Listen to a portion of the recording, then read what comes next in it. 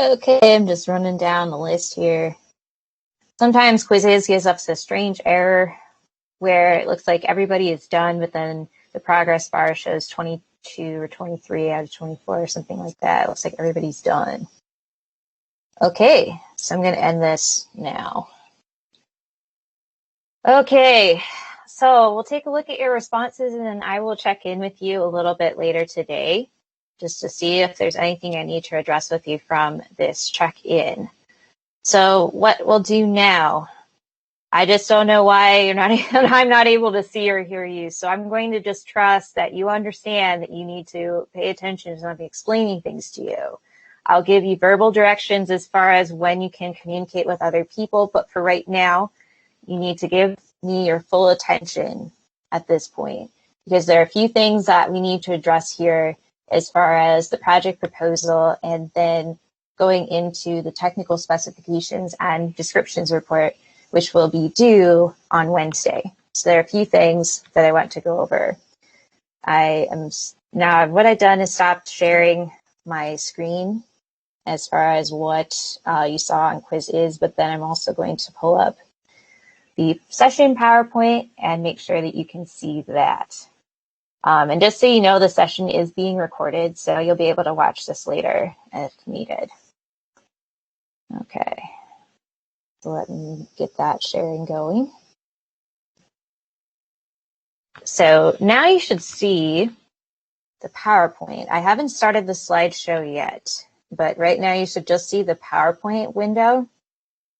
That just looks like I've opened the application in PowerPoint.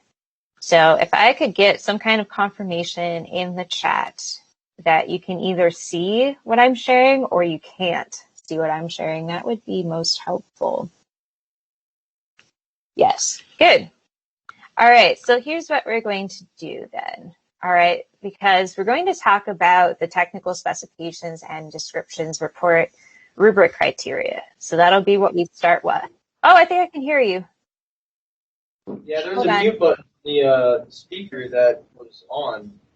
It wasn't on the computer, it was on the actual thing. Oh, okay, so you had to just change it in the application then. All right, let me see how things are looking then, just so I can... The camera should be working. Right. Yes.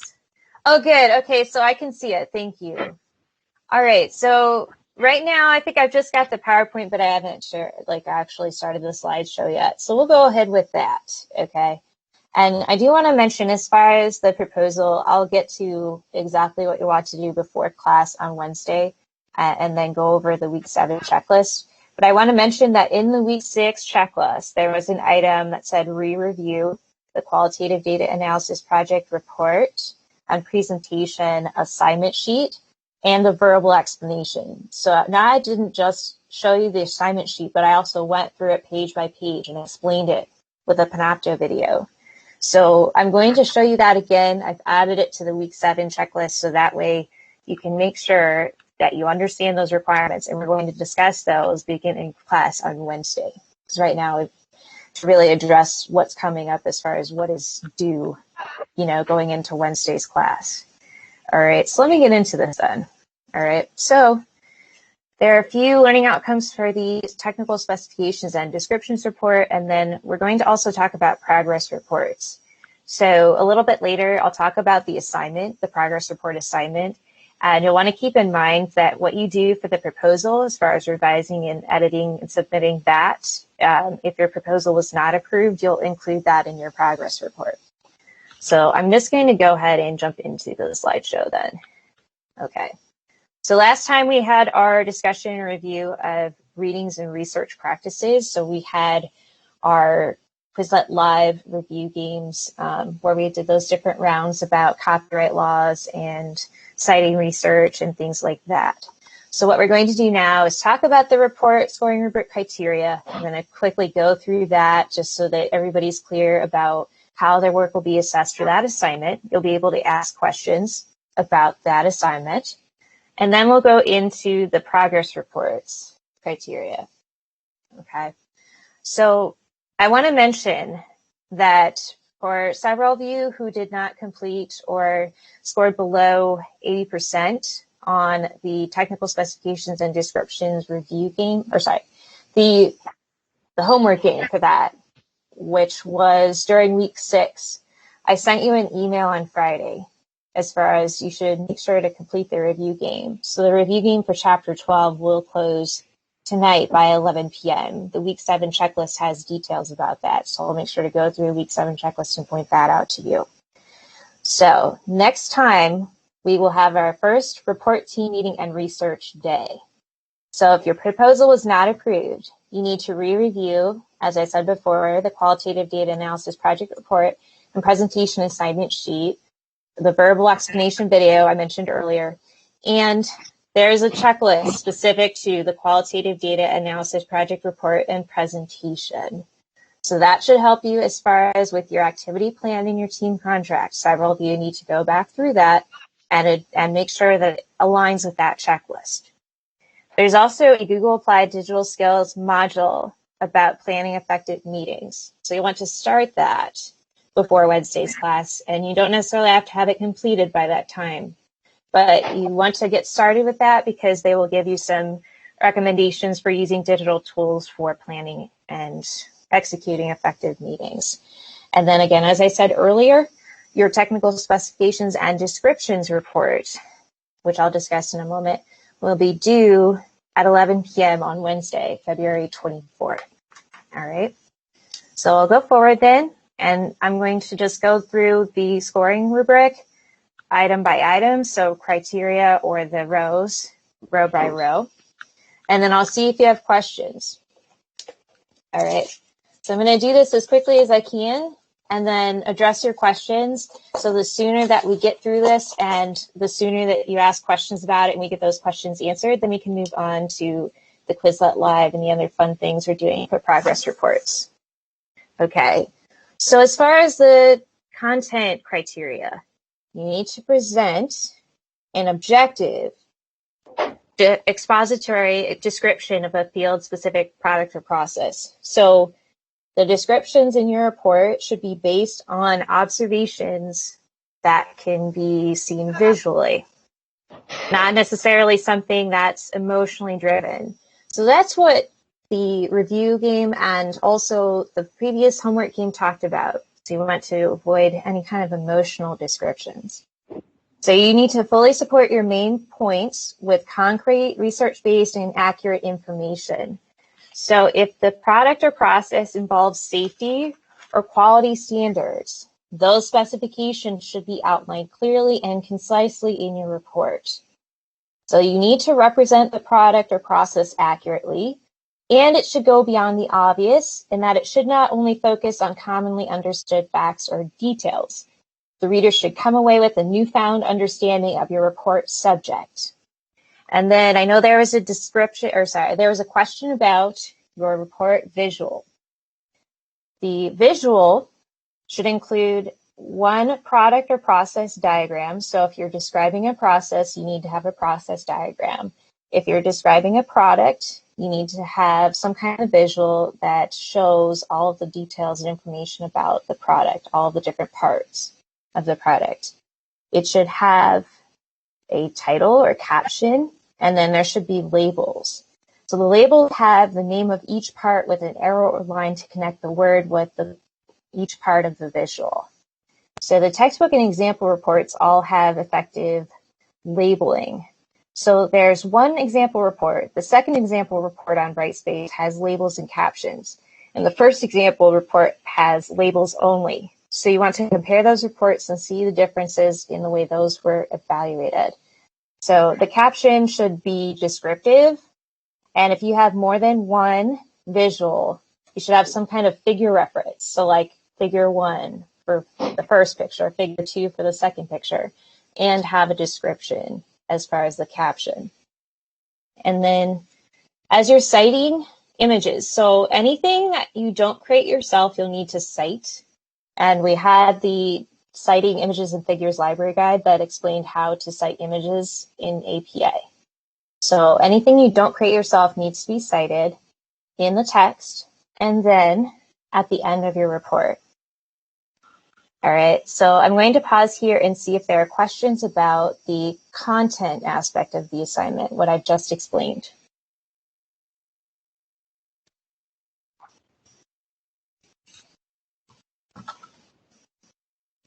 So you can put those questions in the chat. You can also raise your hand in Microsoft Teams, and I can call on you individually.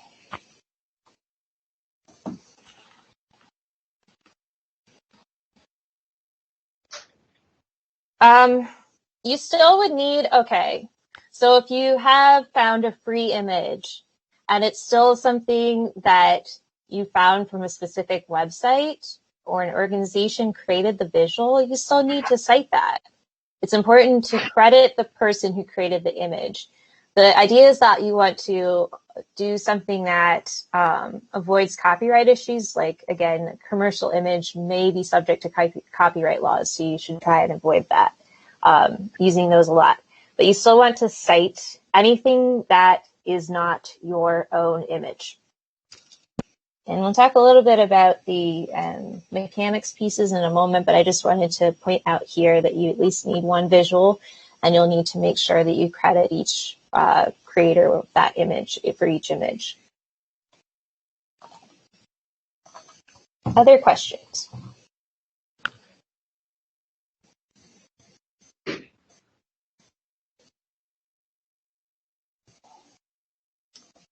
Okay, it looks like there is a question. The question is, we can do the report based on what the product is or how the product works.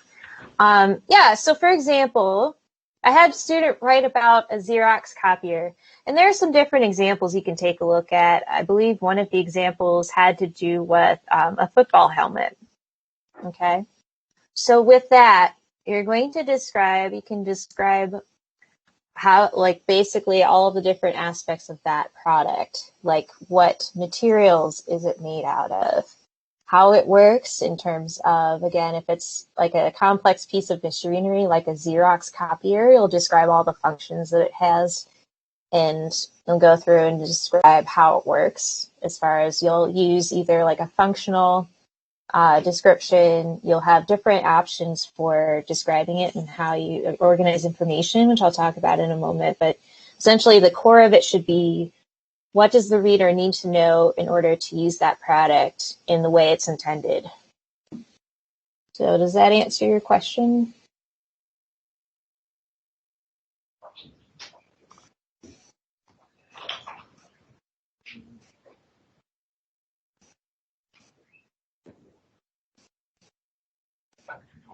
Yes. Okay. All right. I'll just pause for a moment, see if there are any other questions, and then I'm going to move into discussing the application, arrangement, and voice, other criteria that should help kind of explain other aspects of the assignment. Okay.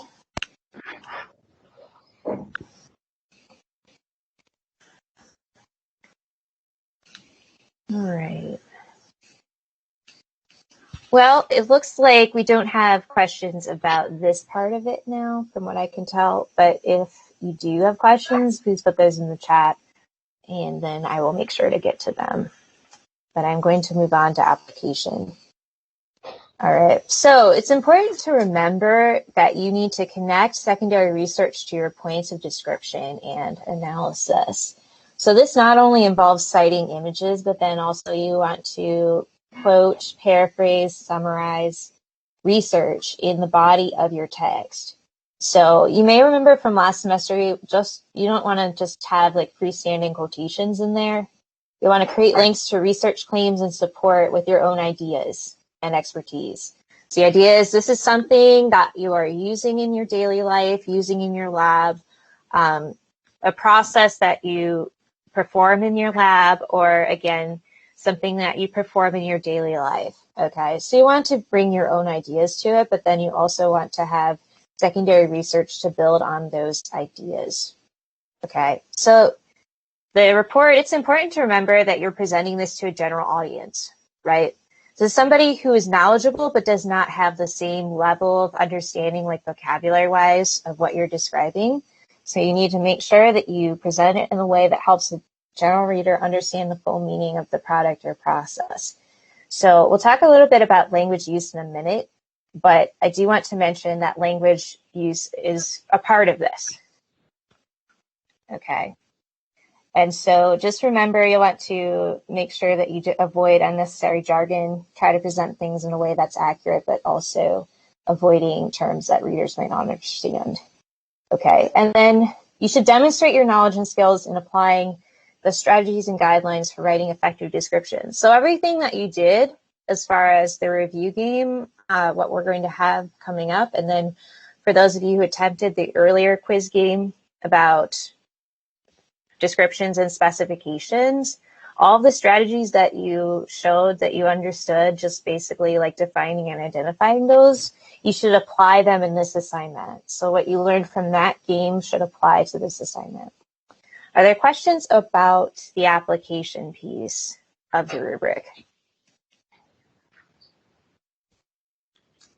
Yes, so Ella, I'll answer your question about the team contract and proposal in just a moment, and it's something that we'll talk about on Wednesday. But right now, I want to focus on this because that assignment is coming up and it's 50 points. So I want to make sure that everybody's on the same page with that before I go on.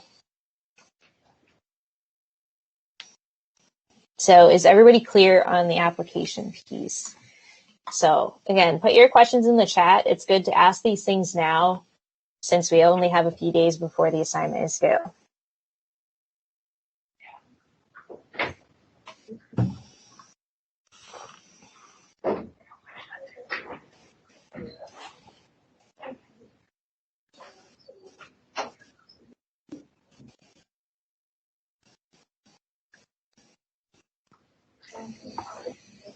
I do hear some conversation in the background, so if you do have questions, please put those in the chat. You can also raise your hand in Microsoft Teams, and I can call on you.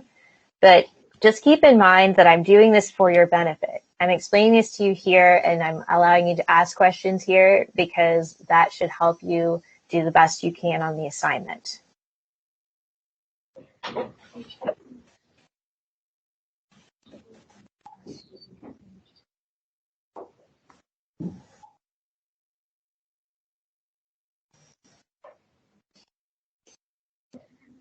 Okay, so, all right, so it sounds like some of you are just trying to understand what's going on as far as, could you just explain where it is you're confused, please, so that I can figure out where I need to move from here?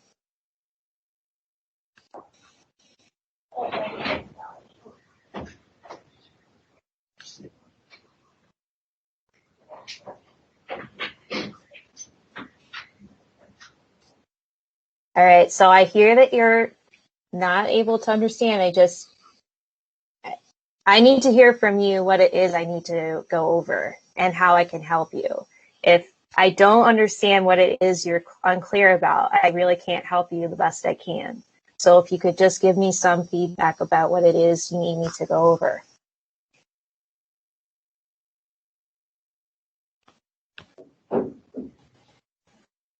Because it's a two-way street here. I'm doing what I can to try and help you, but you need to communicate with me. The beginning. So just talking about the content.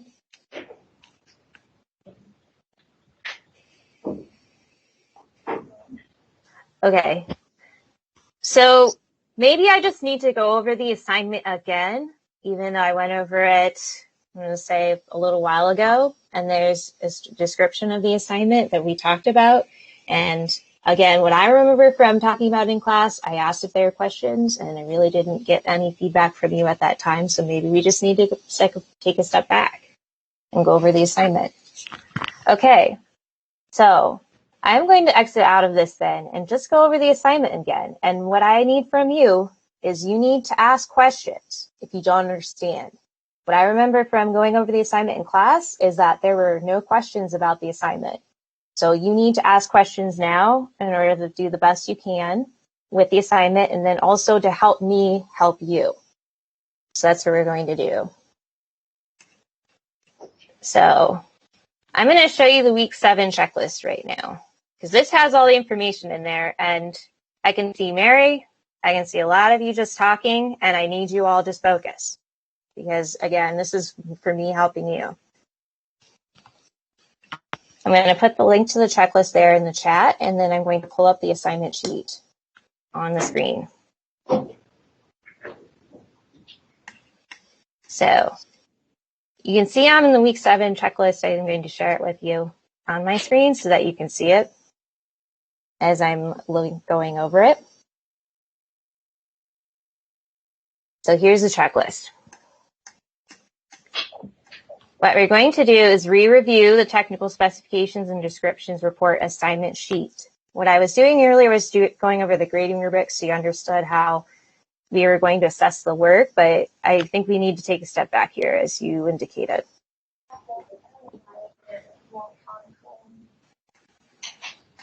So right here, I'm going to go in the assignment sheet. And I want to point out that I've included report examples, and I've showed you the grading rubric for those examples.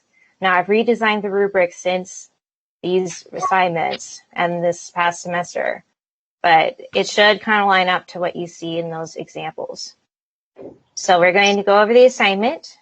I'm going to do my best I can to explain the assignment, and then you need to ask questions. Okay, so you're going to write a report that describes a product or process used in your chosen career or trade area. If there's something in particular that interests you or something that you know about, have used a lot and understand the process well, that's something you can write about. If you're writing about a product or process that involves quality standards or some kind of safety guidelines, you'll need to include specifications with that description. So there are 2 templates in the textbook. There's figure 12.2 on page 210 that has a product description format, and then figure 12.3, a process description that has formatting for the process description report. Okay. So the idea is that you'll want to include research about the product or process you are describing. You'll want to arrange the report in such a way that you have an orienting introduction. You've organized information in a way that goes through the product or process logically, and I'll talk a little bit about that when we go back into the rubric criteria, because that's going to clarify how you can organize information. You'll want to use, as I said, you want to be particular about your use of language. You want to use specific, precise terms, but not outside the reader's understanding. Again, you want to be accurate and objective in your description to have specific details and more than sufficient details so that the reader understands what you're describing. They want to be able to create a mental picture for the reader. You want to make sure, again, that you adhere to written English grammatical conventions. You want to have one visual aid. So in addition to your text, you should have a picture of the product or a diagram of the process with each part labeled. And there should be a caption and an in-text citation if you're using images that are not your own. Should be a minimum length of 2 pages, double-spaced, standard margins in font. All right, so this is the part where you ask questions.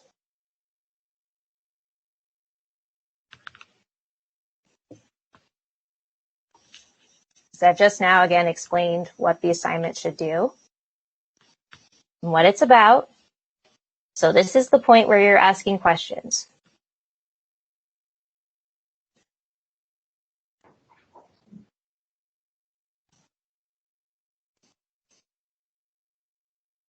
Okay. You know what? I'm fine if you don't understand something. It's just I'm getting a little frustrated with just we need to communicate better. I think so. When I explain the assignment in class and you are confused afterwards, you can put questions in our course questions forum. Several of you do that. And then again, as I'm explaining in class, please ask questions. So that's what you should be doing as a student, taking a look, trying to understand, and ask questions. So other questions about the assignment.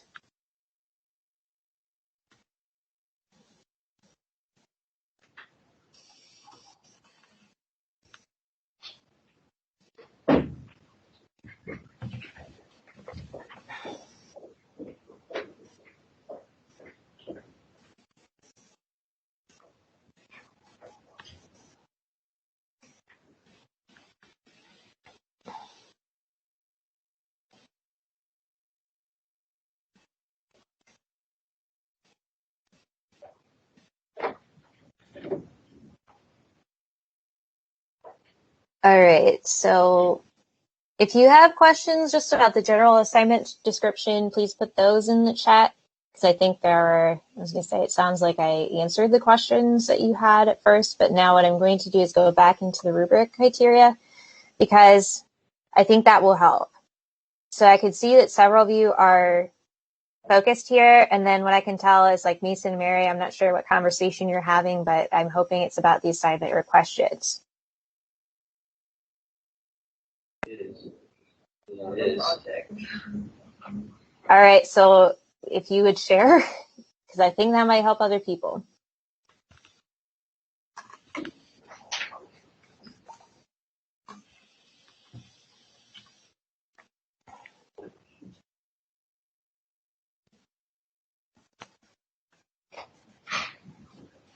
All right, so if there are not any other general questions right now, I'm going to go back into the rubric criteria as quickly as I can, but then also trying to attend to your questions. I'm going to stop sharing my screen here and go back to the criteria in the PowerPoint.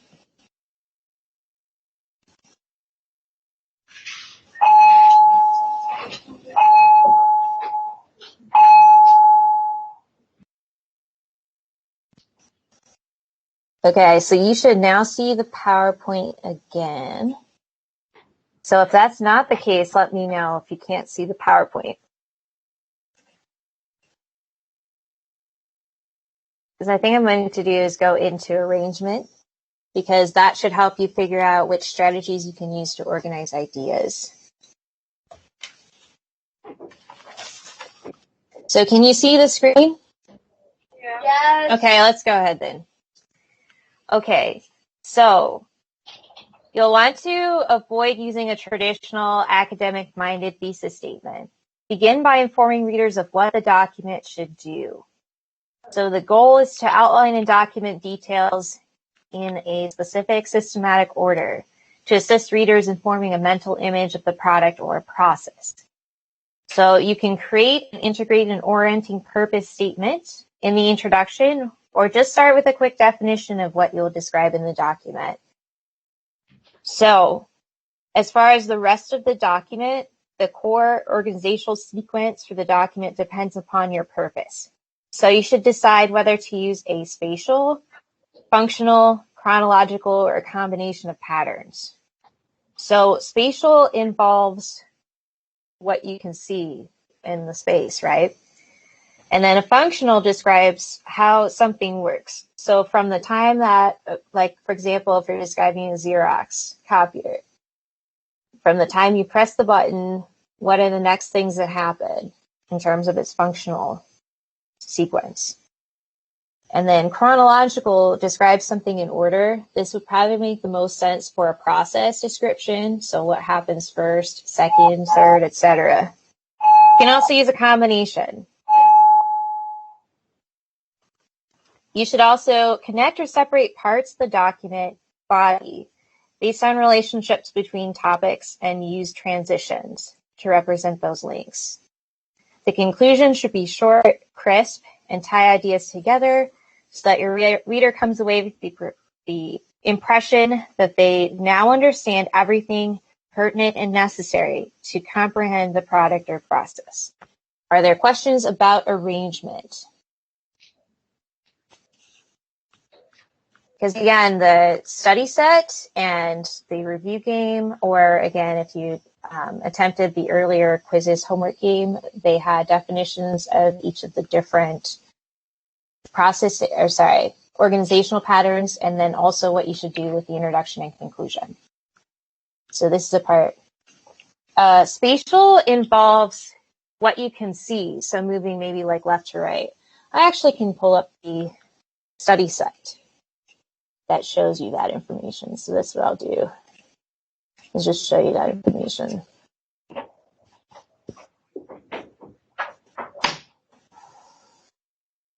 So I'm going to stop sharing the PowerPoint then and go over to the study set.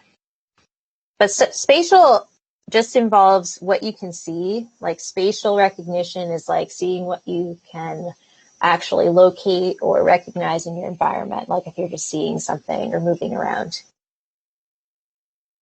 So let me pull that up. Okay. So you should see I'm just in Quizlet now, and I'm just going to point out where you can find the definitions of those different organizational patterns or sequences.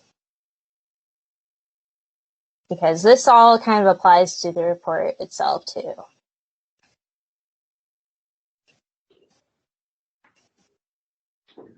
Okay. Describe how something looks, including its parts. Use a spatial sequence. Follow the same dimensional patterns readers would follow in viewing the item. So you can move from top to bottom, inside to outside, right to left, or follow some kind of other pattern. So if you look at your subject, like if you've got your object that you're describing, piece of equipment you're describing, decide whether you want to move in some kind of pattern that the reader should use when they are looking at the item. Other questions?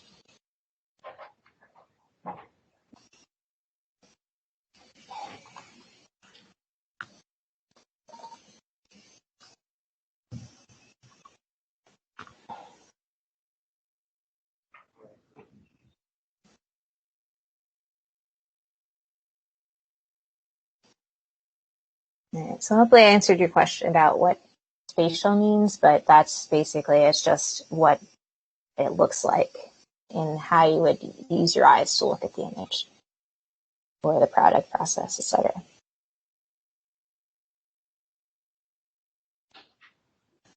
Other questions?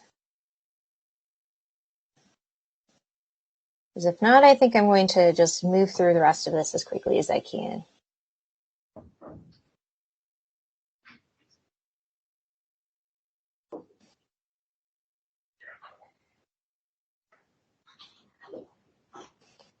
Okay. Maybe not right now. Okay. So I'm going to stop sharing the thing with Quizlet and go back into PowerPoint again.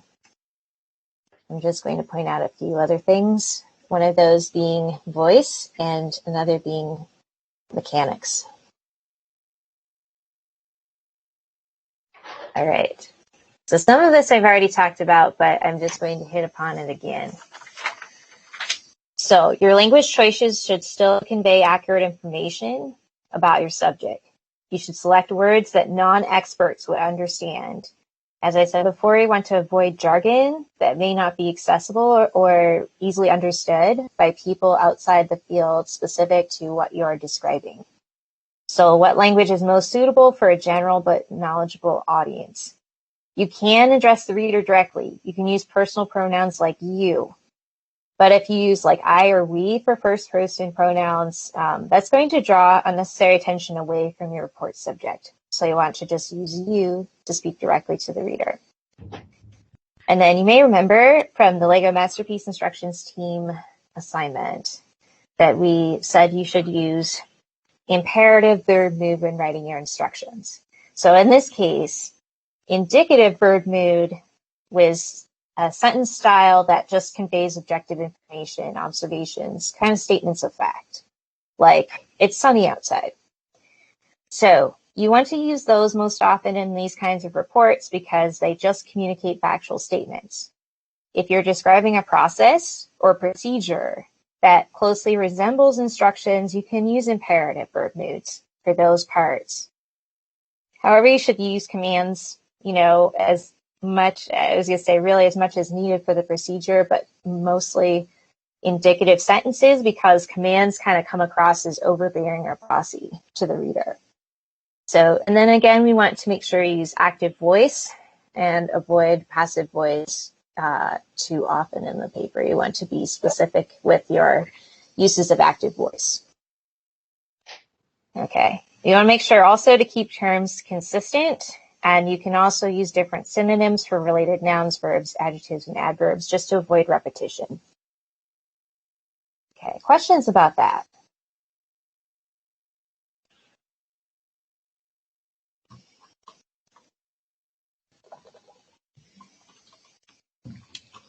So active voice is when you have the subject of your sentence in the first part of it, and this object would be the last part. I think what might help is if I actually describe some of the sentences. So I'm going to stop sharing this for a minute. I'm going to try something here. So we've talked a lot about passive voice last semester, but I'm just going to quickly try something here. I'm just going to write some notes. Okay. So are we seeing my notes screen here? It's just blank right now. I haven't added anything yet.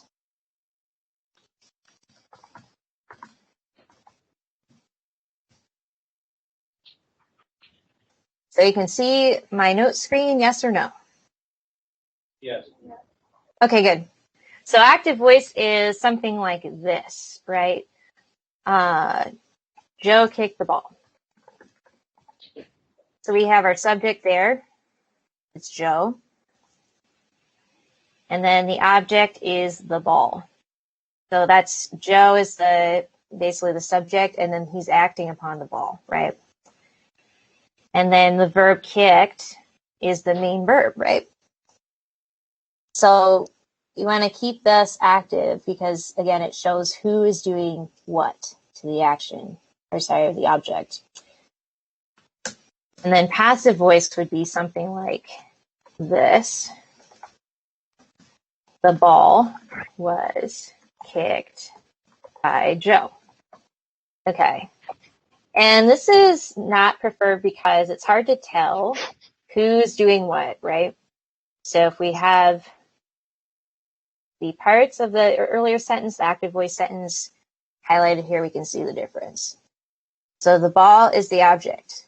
So with passive voice, the object is first, and then the subject is last. It might not even have a subject at the end. Another option or another example might be the ball was kicked. It doesn't show you who did it, right? And then with passive voice, we see that the verb changes. Instead of being kicked, it was kicked. So we add the to be verb with passive voice. So again, this is preferred. Active voice is preferred because it's easy to tell who's performing the action, and then the verb is, again, it kind of indicates who's doing what. It's easier. Readers can tell immediately what's going on. With passive voice, you almost have to work backwards to figure out what's going on in the sentence. Okay, so passive voice, I think it's really limited, I would say. You know, there's certain times like when you see something described in passive voice and you can use it, like if maybe for some reason you don't want to necessarily reveal a subject, but active voice is preferred, again, in these types of reports simply because you're describing something. And you can use sentences like this to describe what you're describing. So it's just, you know, you really want to use it selectively. And I believe when we start talking about blueprints in technical report writing, you'll be able to see how passive voice can be applied in different situations. Okay, other questions? Because I know I just want to, we're almost there, and I'm hoping we can have a little bit of time to go over progress reports and then answer your other question about the proposal and team contract. Okay, so I'm gonna stop sharing my notes for now and go back to the PowerPoint.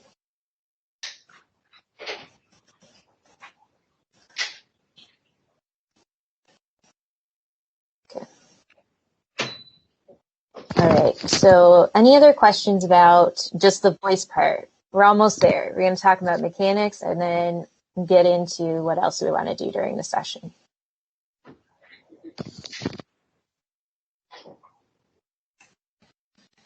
I have a question in the chat. Yes.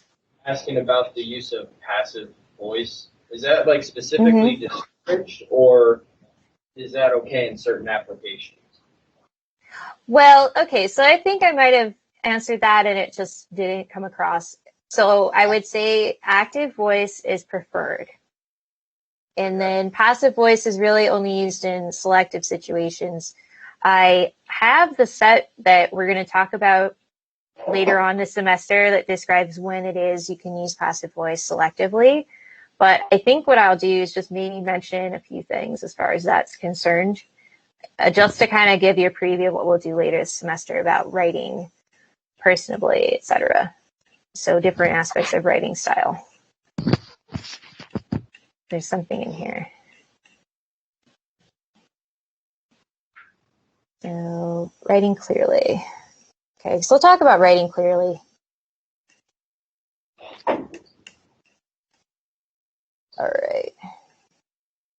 I'm getting to the part where it talks about passive voice because that's something that you asked about. Okay. So what you'll find as we get into chapter 6, there's discussion of writing clearly.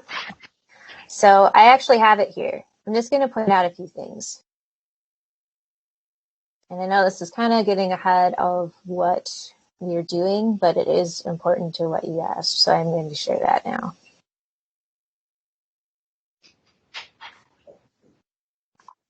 Okay. So this is chapter 6, section 2 that I'm showing you. You'll come back to this later. So basically, you know, active voice helps readers to understand the meaning of a sentence more quickly and clearly. Passive voice makes sentences wordier, hard to understand. It can obscure. So in other words, it makes the subject of the sentence unclear. It can be unethical in cases if it obscures the person or agent who performed the action when they should be identified. That's something we talked about last semester also. Okay, so when it's appropriate to use passive voice, when the subject is not known. So if you don't know exactly who is involved with something involved with your description, you can use passive voice. When the object is more important than the subject. So if some aspect of what you're describing in which let's say, you know, the user is acting on something, but you want that something to be more clear as opposed to the person doing the action, you can do that. There's also a recommendation to use passive voice to ease the blow of a direct sentence, but that's not really going to apply in this case. So it's either when the subject is not known or when the object is more important than the subject. Okay. So does that make sense? Yeah, that makes a little bit more sense. Okay. Yeah, and that's something we'll talk more about when we get into chapter 6. So that's part of the blueprints of technical report writing. And chapter 6, we will discuss March 29th. So that'll be something you come back to in a remote session. Okay. All right. Any other questions about the voice aspect? Because I do want to get to mechanics very quickly and then just move on to the progress report assignment.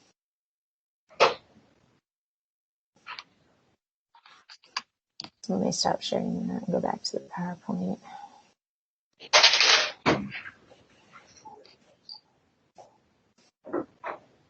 Any other questions about voice?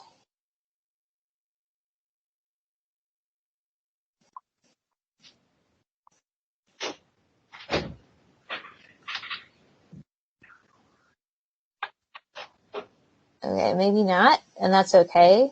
I'm going to go ahead and move on to mechanics. Okay, so you know by now you should avoid, you want to have control over surface level grammatical errors. You want to have quotes, paraphrases, summaries, and images properly attributed and referenced with APA documentation. You want to have 2 or more sources cited in the body of the report in order to earn a check plus. If you have at least 2 sources cited in the body of the report, you'll have a check. If you only have 1 source or you do not cite any secondary sources in the text, that's going to lead to a check minus or 0 for citing the sources in the body of the paper.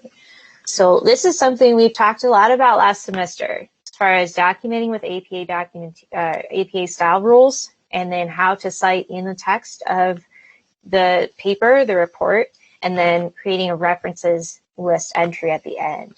And that's why we had the APA citations and those different activities last semester. And then we had a review of that with the APA citation, the revision I did to that activity. That's why we did that, just so we could remember exactly how you create in-text citations. Okay. So again, as far as standard margins and font, 12-point Times New Roman, and I mentioned earlier the templates you can use. So if you're describing a product, you can use the product description template. And then if you're describing a process, you can use the process template. But those things are defined on the assignment sheet, so you can go back over those. Their example reports also give you good examples of how to format your report. So, any questions about mechanics?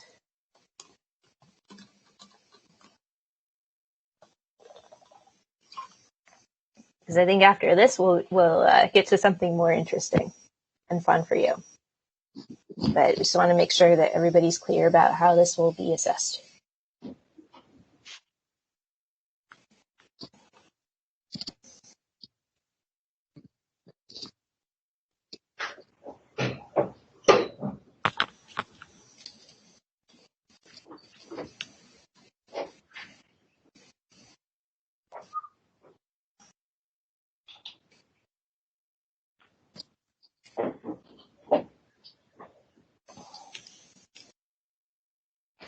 All right, so if you're describing the benefits of a product that fit under product or process. So I think the main thing you want to consider is the subject, right? So if you're talking about a piece of equipment or an object, something that someone would use, then that would be a product. If you're describing like a process, so for example, let's see, there is an example report that talked about the electric generators for water dams. I actually have to show that so that we can kind of get an example of what a product diagram or process report would look like in a product one. Because the benefits of it, you'll have to just decide if that is objective or subjective information. You really just want to provide as much information about that particular product as you can. So what I think I'm going to do, I'm not sharing the PowerPoint anymore. Let me go back to the technical specifications and descriptions materials then. Okay, so let's go out of the assignment. Okay. So just quickly, I'm going to go over to, so you saw the grading rubric. I'm just going to go over to examples. Okay, there's the library guide. So there's a little bit about descriptive writing that should help with just deciding what objective and subjective things are. There's product specifications. Let me just get out of this for a minute. So I'm going to just show you the product description example, just so you can get a sense of what that report would look like.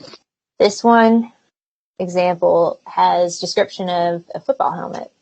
So it just kind of shows you all the different pieces of that helmet. It describes all the materials that they use.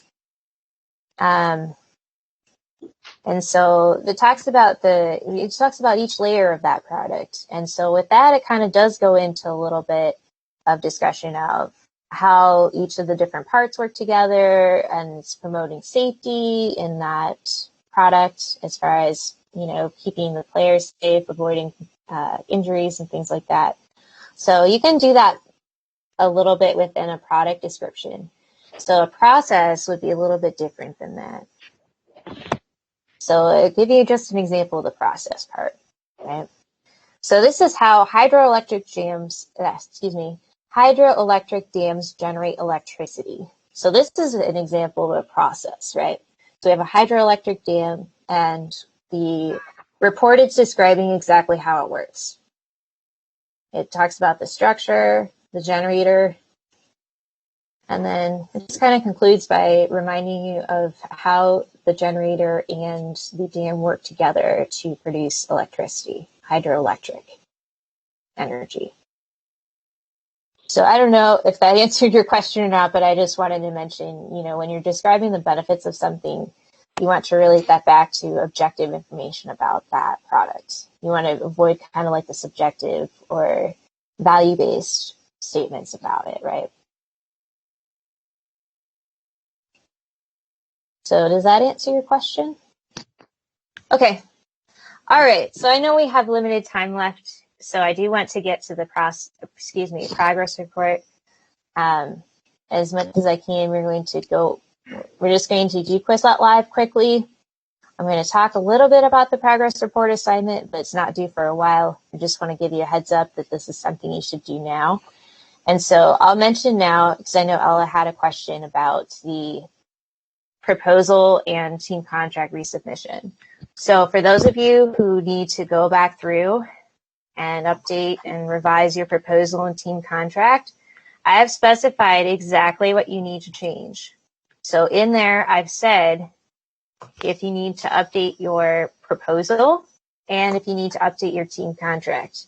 I'm pretty sure from what I remember that everybody needs to go back through their proposal, address different things. And then everybody needs to go back through the team contract, look at the checklist that I have shown you here in week 7. There's a link to the qualitative data analysis project report and presentation checklist. So you should use those tasks outlined there to go back through and develop a tentative plan for addressing all the tasks for the project report and presentation.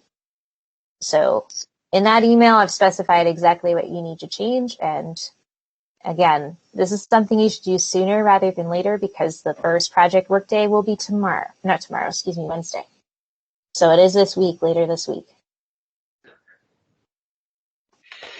And if you have questions about exactly what you need to change, I would recommend contacting me directly because, again, I sent you an email.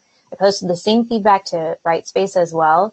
So what you see in the email should reflect what you got as far as comments. I posted comments to my grades, or you can also see that if you posted your work to assignments.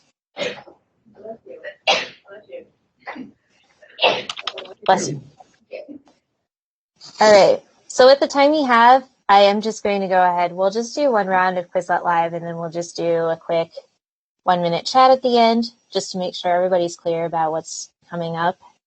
And then if you have questions, you can certainly ask those before you leave.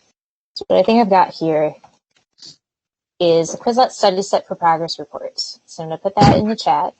I'm going to stop sharing the technical specifications materials. So again, if you're looking over if you wanted to look again at those examples, it's in the week 7 checklist. There's the item labeled re-review, the technical specifications, and then descriptions report materials. So what we'll do is just do a quick round of Quizlet Live with the time we have, and then we'll do the 1-minute chat at the end. So right now I've got the chapter 6 study set, but what I'm going to do is go back in here and just pull up that set about progress reports. It's a very quick set. So it's about 16 questions, or basically 16 terms and concepts in there. So take a moment just to look through that again. And what I'm going to do is just pull it up here so we can go into it. And so we're going to do live. We're going to do, I think it's just going to be easier if we just do random teams. I know that you're not going to necessarily be working with the people on your team for the qualitative data, project report, and presentation, but it's just going to be faster to do it this way.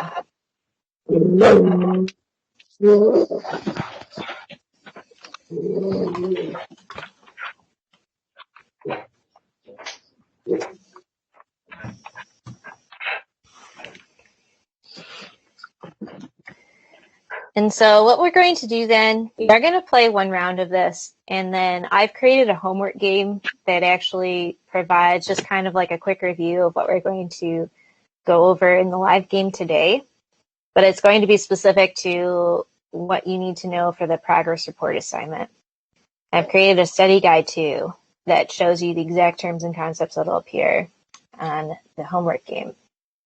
Since again, we kind of ran out of time, but I think it was good for us to go over the technical specifications and descriptions report assignment, and hopefully that clarified a lot of questions you had.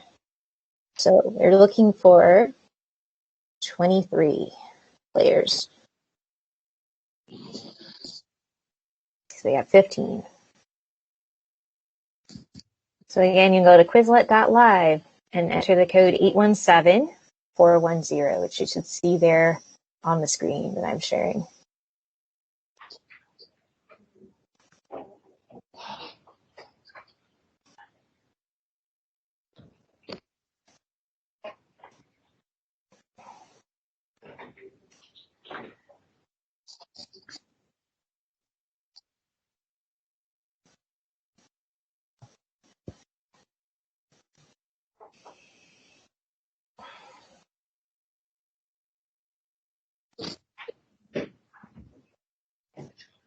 All right, so you're looking, now we have 19, so that should mean we have 4 people who need to still join.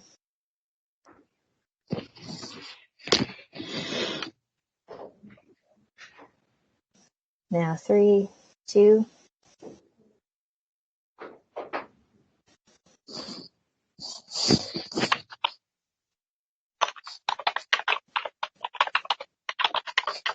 So if anyone has any issues logging into the Quizlet Live game, or if you know that somebody who hasn't logged in yet is in the restroom, those things would be good to know so we can kind of move forward.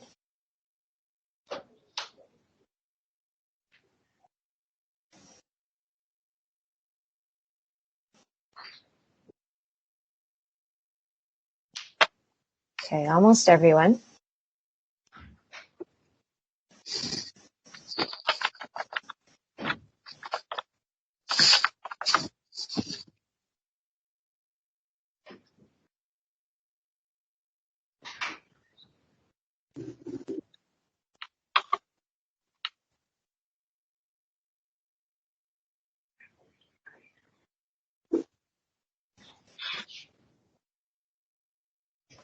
Just taking a quick look. All right, I think we are just missing Delilah from what I can tell here on this list. I do not see Delilah's name. So Delilah, if you're there, you let me know if you're having trouble. Delilah went to the bathroom. Okay, we'll go ahead then. Because we don't have a lot of time. I'm going to do random teams.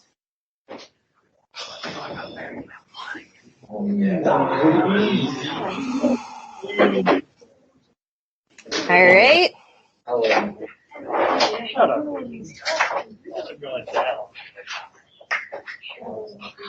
going to get started then. We're just going to do one round of this. This will just give you a preview of what to expect on the homework game.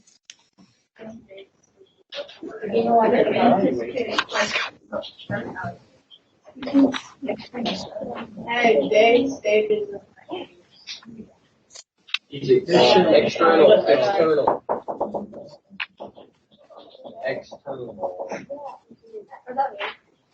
Oh, whoops.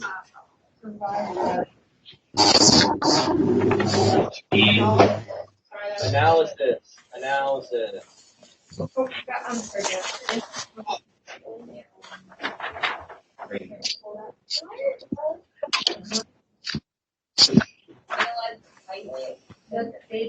Yeah.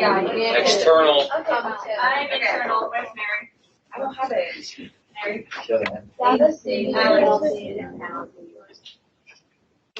External, let's go. Where's my... I'm out, guys. You like data? Data? Efficiency.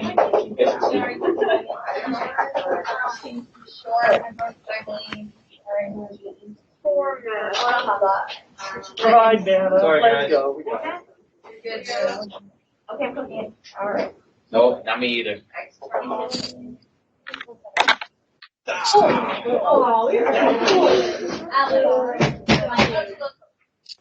All right, so we have wolves are the winner, unicorns are in second, peacocks are in third.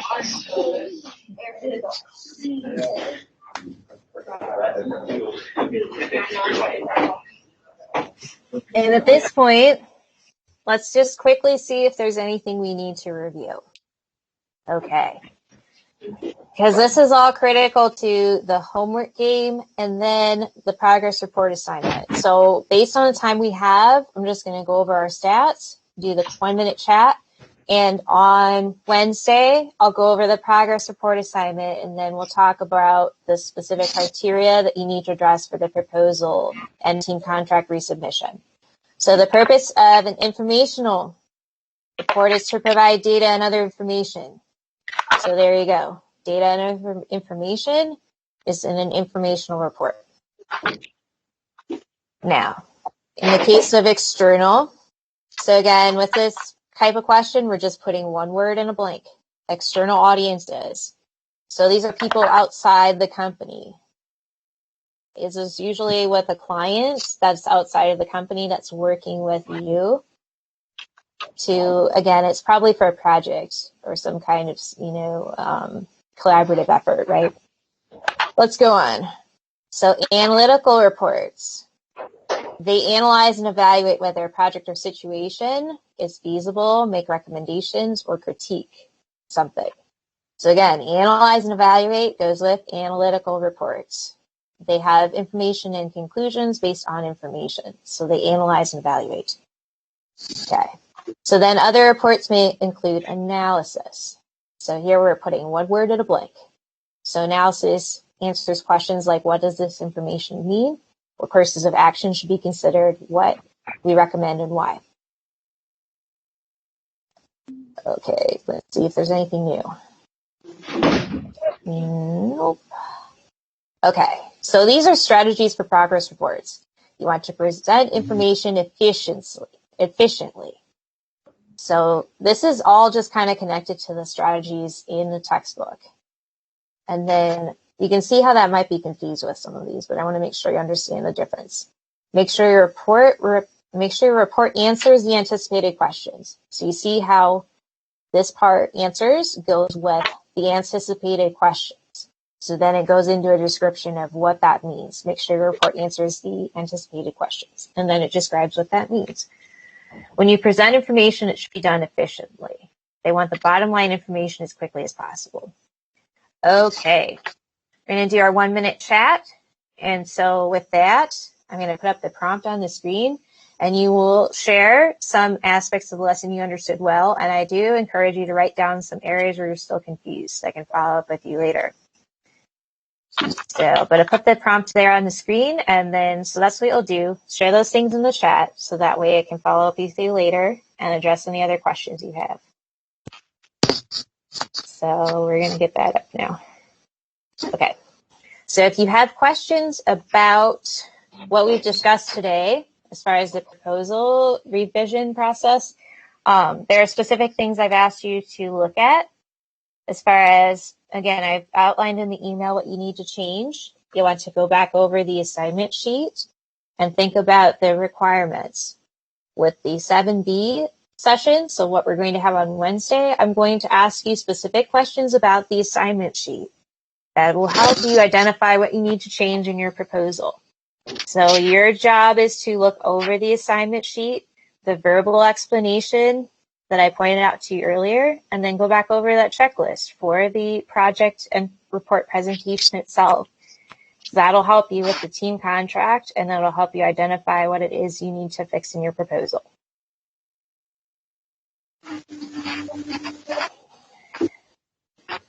So hopefully you can see that, the PowerPoint. So you'll just put down some ideas you understood well, and then some aspects where you're still confused or maybe need a little bit of additional clarification on.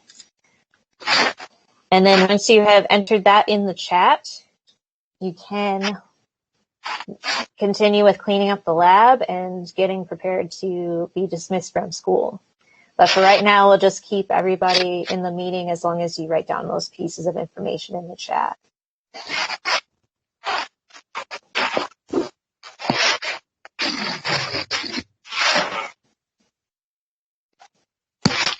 Okay.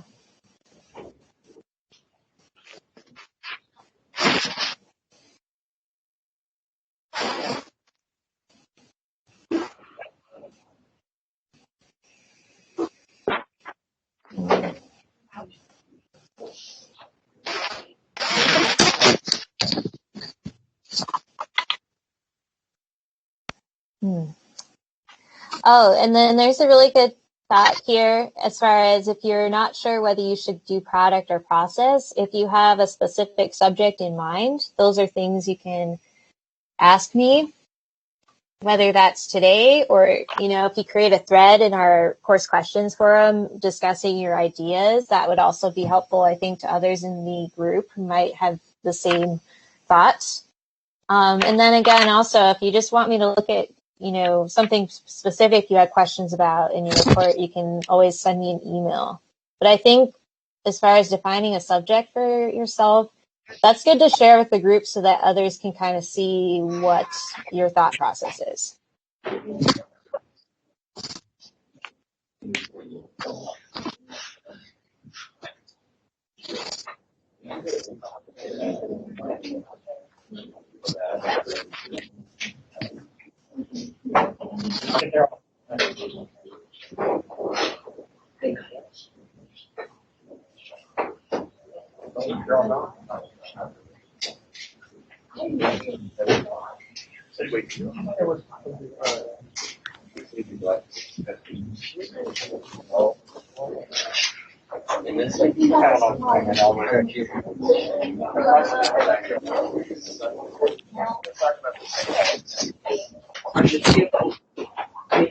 It's not that I was really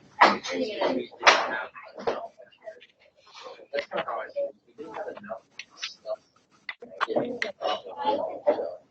I'm just gonna no.